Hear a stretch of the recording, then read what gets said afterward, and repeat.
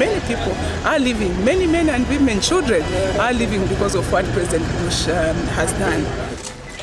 Praise for President Bush from Zambia's First Lady as she joined him and Laura Bush for the opening of a new clinic this week. Africa has become a frequent stop for the former president, who's devoted much of his post-presidency to confronting the continent's biggest challenges. We met up with the former first couple in Tanzania to talk about their involvement in Africa, plus the secret surveillance program President Bush approved, and his highly unusual meeting with President Obama.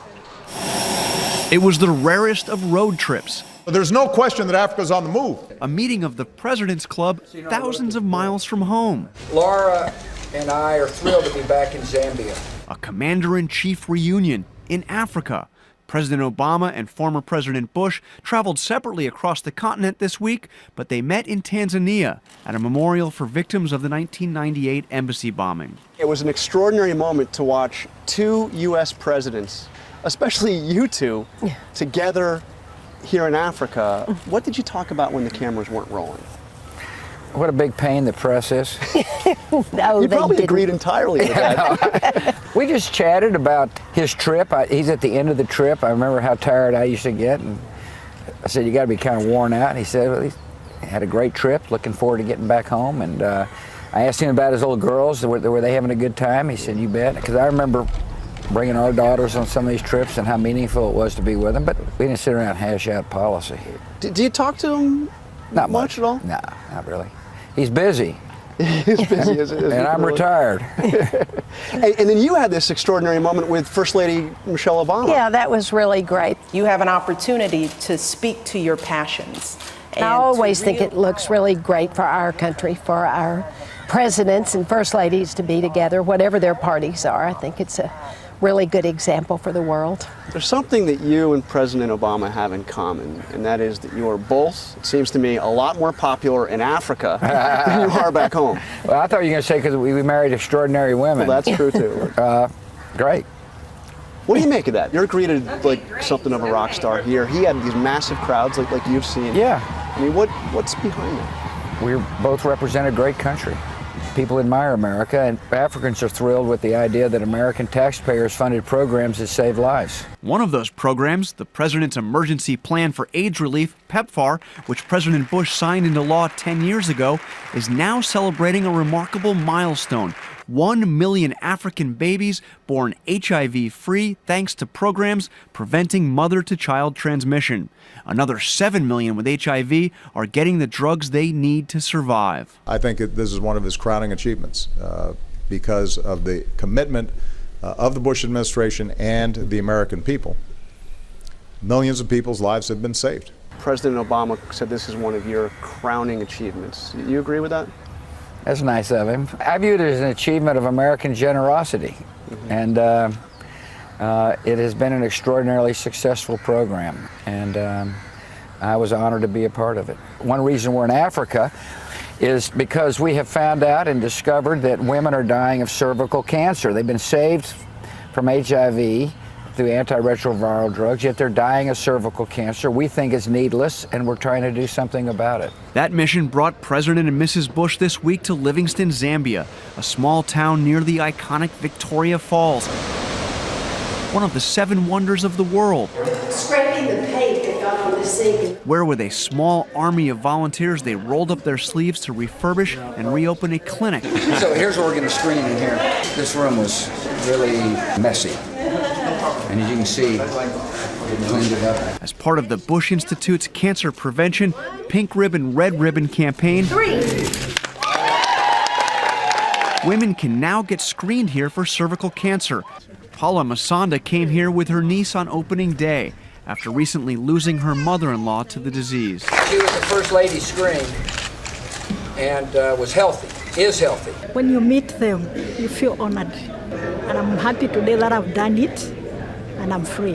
Why Africa? I mean, was there a moment where this clicked for you? I mean, you visited There's a earlier. moment because I was the president of the most powerful, rich nation, and pandemic was destroying an entire generation, and I thought it would be morally shameful not to act. How important is Africa to your husband's legacy? I think it's very important. I think it's really important for people to know that the generosity of the American taxpayer has saved lives here, and that now 7 million people are on antiretroviral drugs and are living full, productive lives. They can contribute to their economy. They are not leaving orphans, like what happened earlier in the big AIDS pandemic. I think Americans should feel great about it. President Obama's been criticized to say he hasn't done as much for Africa as you did, that he's neglected Africa. Is that a bad rap? President Obama cares deeply about whether or not people there from on the continent of Africa. All I can tell you is that the State Department under his leadership and under the leadership of Secretary Clinton has been incredibly helpful in our efforts to deal with cervical cancer. It doesn't surprise me that presidents get criticized. You saw that every once in a while. Yeah, not from you, of course, John. So what do you make? I know you're not into psychoanalysis. These are your critics who say that all this Africa work you're doing, that a big part of it is you're trying to make up for mistakes you made in Iraq or elsewhere, and this is... That's you fine. say to that? Let them continue to babble. Not true. I'm trying to think of the proper word. Absurd psychobabble. Now, I saw a journalist in Zambia asked you about gay marriage and whether it is compatible with Christian values, and you had an interesting response. I shouldn't be taking a speck out of somebody else's eye when I have a log in my own. I meant that I wasn't going to answer the question then, and I'm not going to answer it now in terms of the political question about whether or not, I just don't want to wade back in the debate. I'm out of politics. But I meant it's very important for people not to be overly critical of someone else until you've examined your own heart. Have your views on this evolved at all? I mean, you were John, you didn't hear my answer. I'm not going to wade back into those kinds of issues. I'm out of politics. The only way I can really make news is either criticize the president, which I don't want to do, criticize my own party, or wade in on a controversial issue. And I'm off the stage unless I'm promoting something I strongly believe in, and I believe that what we're doing in Africa is incredibly important, and will continue to do so so long as I'm ambulatory. Well, I've got one that you care deeply about. Yeah? You tried very hard to get comprehensive immigration reform through. How big a missed opportunity will it be if it fails this time around? I think it's very important to fix a broken system, to treat people with respect, and have confidence in our capacity to assimilate people. It's a very difficult bill to pass because there's a lot of moving parts, and the legislative process can be ugly.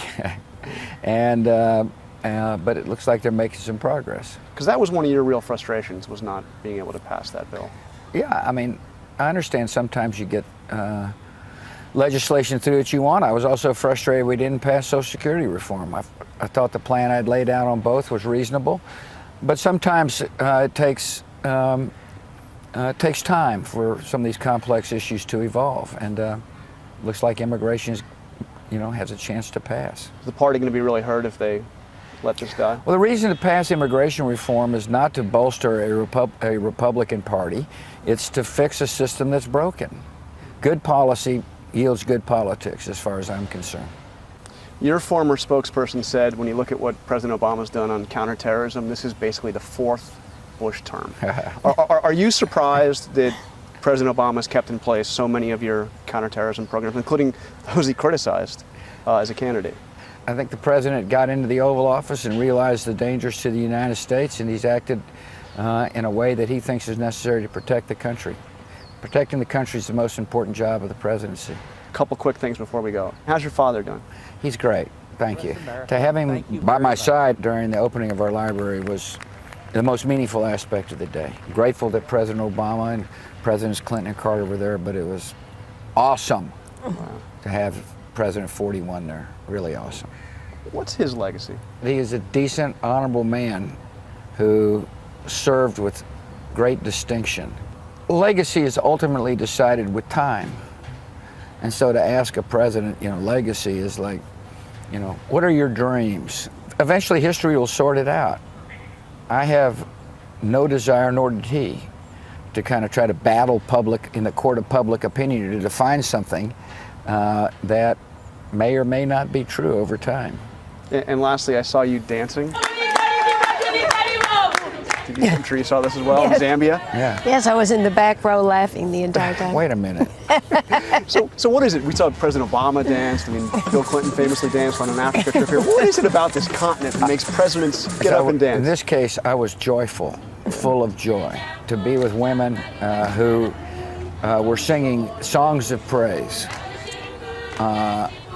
and getting ready to enter a clinic that we had just refurbished, knowing full well, I knew full well, they didn't, I did, that the care they would get would more than likely save their lives. And so it was a joyful moment, and I got carried away by the Spirit. Well, it was enjoyable. It was good to watch. Whatever you do, don't show it on your Oh, show. no, believe me, we won't. President Bush, Mrs. Bush, thank you so much for Thanks, taking Jonathan. time to talk with us here in Tanzania. Appreciate it. Jonathan, great to see you. Thank you. Good to see you. You bet.